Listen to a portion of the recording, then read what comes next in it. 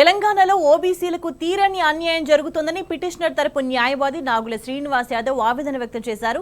పంచాయతీరాజ్ చట్టం ప్రకారం కులగణనకు 15 రోజులు సరిపోతుందన్న ఆయన ప్రభుత్వం చేయలేమని చెప్పడంతోనే కోర్టు 3 నెలల సమయం ఇచ్చిందన్నారు.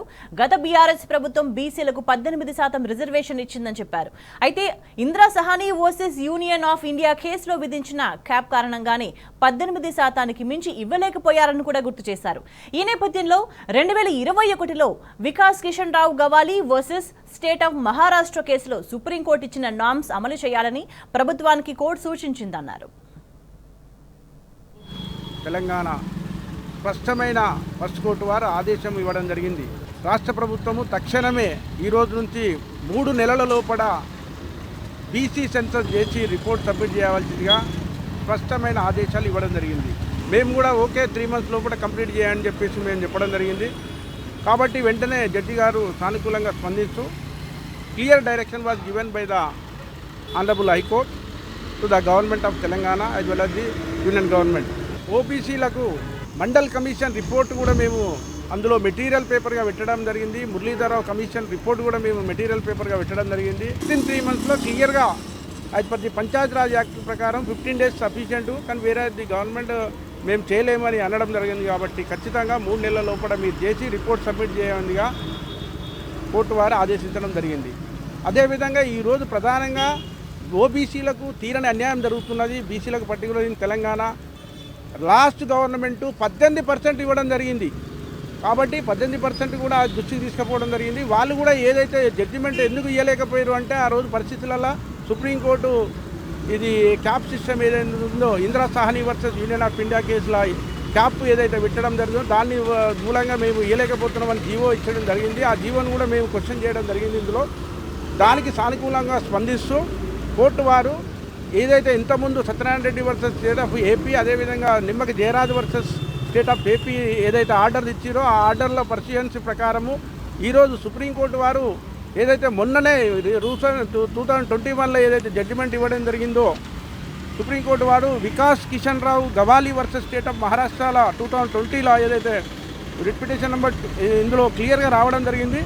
అది ఏదైతే ఆ నామ్స్ ఏదైతే వికాస్ కేసులో వికాస్ కిషన్ రావు గవాలి స్టేట్ ఆఫ్ మహారాష్ట్ర కేసులో ఏదైతే నామ్స్ పాటించమని సుప్రీంకోర్టు వారు ఏదైతే డైరెక్షన్ ఇవ్వడం జరిగిందో ఆ డైరెక్షన్స్ కూడా ఇంప్లిమెంట్ చేయమని చెప్పేసి కోర్టు వారు సూచనప్రాయంగా తెలియజేయడం జరిగింది. అధికారంలోకి వచ్చిన వెంటనే కులగణన చేస్తామని చెప్పి తాత్సారం చేసిన కాంగ్రెస్ ప్రభుత్వం తీరును బీఆర్ఎస్ ఎండగట్టింది. అసెంబ్లీ సాక్షిగా సర్కార్ను నిలదీసింది. బిల్లు పెట్టి చట్టబద్ధత కల్పించాలని బీఆర్ఎస్ సహా ఇతర విపక్ష సభ్యులు కూడా డిమాండ్ చేశారు. అయితే ప్రభుత్వం మాత్రం బీసీల పట్ల ఏ మాత్రం సానుకూలంగా స్పందించలేదు. చట్టం అవసరం లేదు, ఇంటింటా సర్వే చేస్తే సరిపోతుంది అంటూ దాటవేసింది. బిల్లు ఊసే ఎత్తకుండా అసెంబ్లీలో తీర్మానం చేసి మమ అనిపించింది.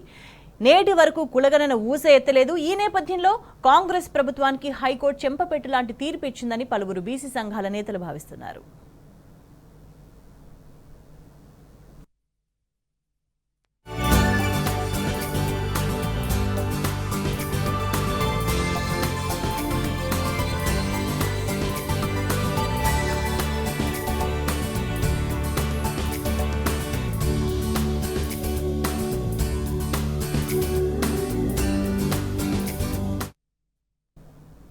హైకోర్టు 3 నెలల్లో కులగణన చేయాలని ప్రభుత్వాన్ని ఆదేశించడం కాంగ్రెస్ సీనియర్లకు మింగుడు పడట్లేదు.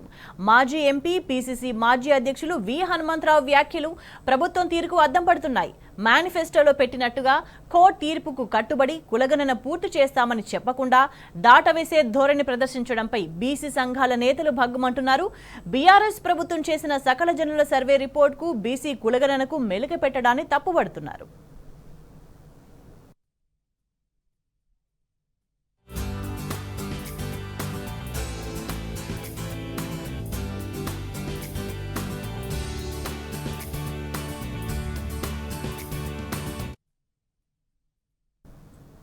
రాష్ట్రంలో సమగ్ర కులగణన చేస్తామని ఎన్నికల సమయంలో కాంగ్రెస్ హామీ ఇచ్చింది.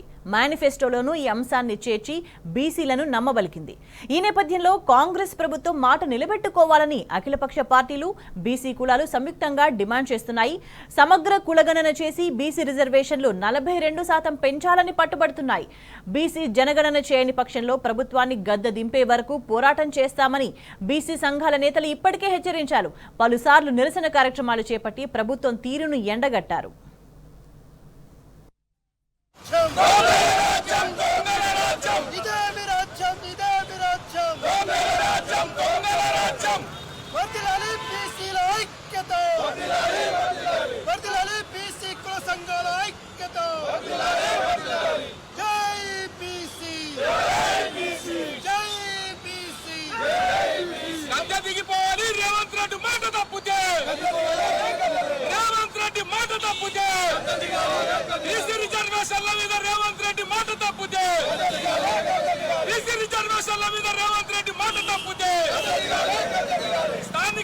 స్థానిక రిజర్వేషన్ల మీద రేవంత్ రెడ్డి మాట తప్పితే జై బీసీ, జై బీసీ, బీసీల ఐక్యత, బీసీల ఐక్యత, బీసీల ఐక్యత.